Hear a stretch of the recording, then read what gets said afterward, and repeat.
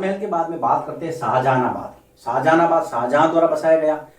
ये एक तरह से दिल्ली है, पुरानी दिल्ली, ये समझ लीजिए। दिल्ली कई बार बनी और उजड़ी है। शाहजहानाबाद भी दिल्ली का एक रूप था।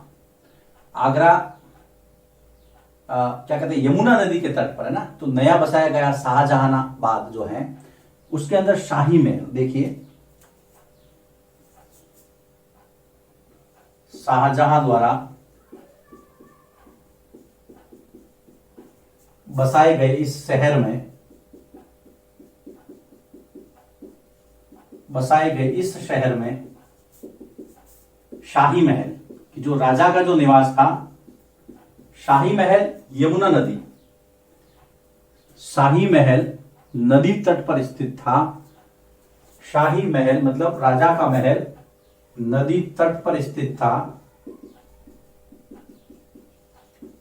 इसके साथ में किसके आवास थे? विशिष्ट कृपा पात्र जो लोग थे, जो राजा के बिल्कुल नजदीक थे, बहुत नजदीक, जैसे कि विशिष्ट कृपा पात्र लोग जैसे पुत्र दाराशिको, है ना, शाहजहां के पुत्र दाराशिको को ही नदी तक पहुंच मिली थी, उनके आवास यहां थे। जैसे दाराशिको को ही नदी तक पहुंच मिली थी, मतलब यहां पर उनके घर थे। अन्य लोगों के आवास, अन्य लोगों के आवास शहर के भीतर थे। शाहजहानाबाद के अंदर शाही महल और जो विशिष्ट कृपा पात्र जैसे पुत्र दाराशिको वगैरह जो थे, उनके जो आवास है वो नदी तट पर थे, बाकी सबके शहर के अंदर थे। तो ये है शाहजहानाबाद। अब हम नया टॉपिक लेते हैं, क्षेत्र और साम्राज्य। क्षेत्र तथा साम्राज्य। जो साम्राज्य था मुगल साम्राज्य, विशिष्ट क्षेत्र की संस्कृतियों का उस पर क्या प्रभाव पड़ा, स्थापत्य का क्या प्रभाव पड़ा। तो 8वीं से 18वीं सदी के मध्य निर्माण संबंधी गतिविधियों, 8वीं से 18वीं सदी के मध्य अर्थात इन 1000 वर्षों में निर्माण संबंधी गतिविधियों, निर्माण संबंधी गतिविधियों व वास्तुकला का आदान प्रदान हुआ। वास्तुकला का आदान प्रदान हुआ। अब कैसे हुआ, हम पॉइंट वार देखते हैं। विजयनगर दक्षिण में कर्नाटक के अंदर स्थित है। तो विजयनगर के राजाओं की जो गजशालाएं थी हाथियों को रखने की, विजयनगर के राजाओं,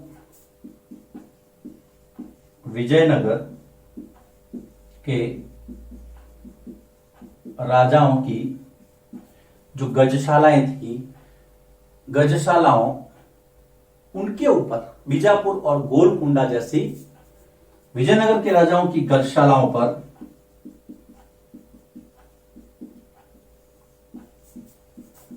बीजापुर व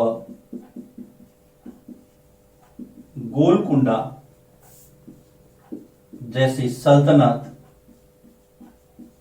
की वास्तुकला का प्रभाव था। सबसे पहला ये सब पास पास स्थित थे, संघर्ष भी खूब हुआ इनमें, लेकिन प्रभाव भी पड़ा एक दूसरे का।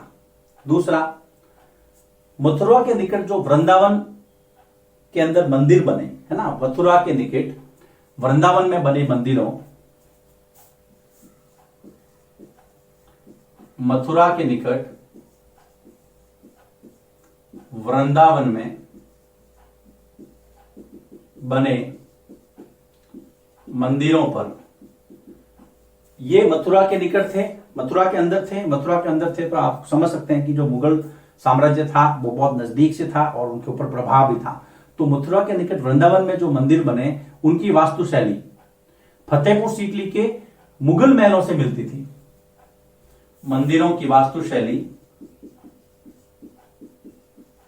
फतेहपुर सीकरी आगरा, फतेहपुर सीकरी की वास्तुशैली से मिलती थी, की स्थापत्य कला से मिलती थी। तो प्रभाव था ये।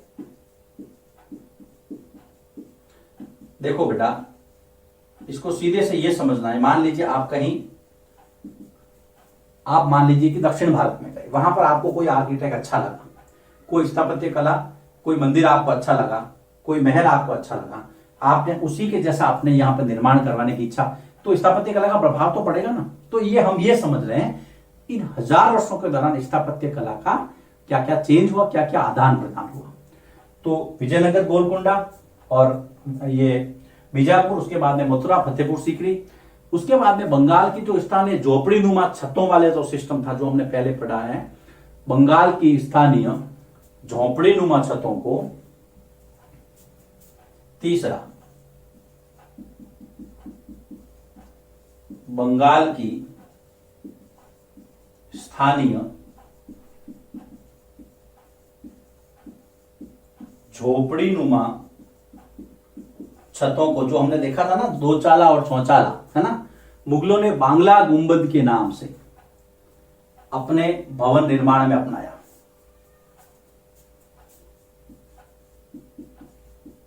मुगलों ने बांग्ला गुंबद के नाम से भवन निर्माण में अपनाया।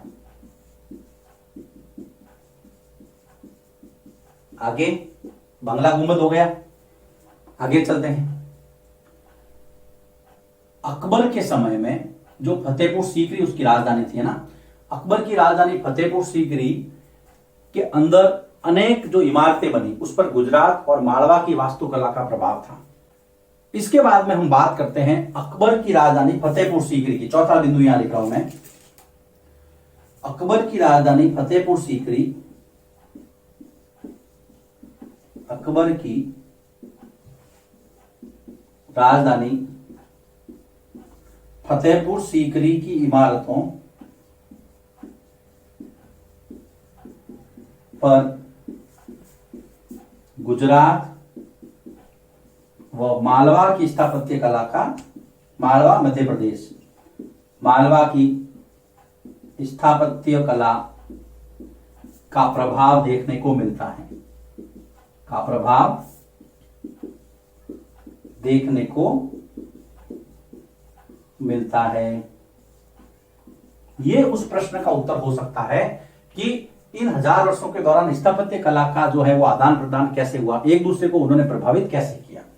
देखिए वापस ले लेता हूं, शाहजहानाबाद नदी तट योजना, है ना, जो शाही महल था वो किनारे पर स्थित था, लेकिन वहां पर कुछ लोगों के घर भी थे जो विशिष्ट कृपा पात्र थे, जैसे दारा शिकोह, शाहजहां का पुत्र। उसके बाद में क्षेत्र और साम्राज्य में वास्तुकला प्रभाव के अंदर 4 बिंदु बनाए हमने, जो मैंने आपको पहले बता दिया है। बंगाल की झोपड़ीनुमा छतों को मुगलों ने अपनाया, यहाँ पर फतेहपुर सीकरी में गुजरात और मालवा की स्थापत्य कला था, उसका प्रभाव पड़ा। तो बेटा यहाँ पर इस चैप्टर को एक बार समाप्त होता है। अब इसके बाद में एक वीडियो और होगा इसका, जिसके अंदर हम इस चैप्टर में जो एक्स्ट्रा फैक्ट्स है उनको देखेंगे।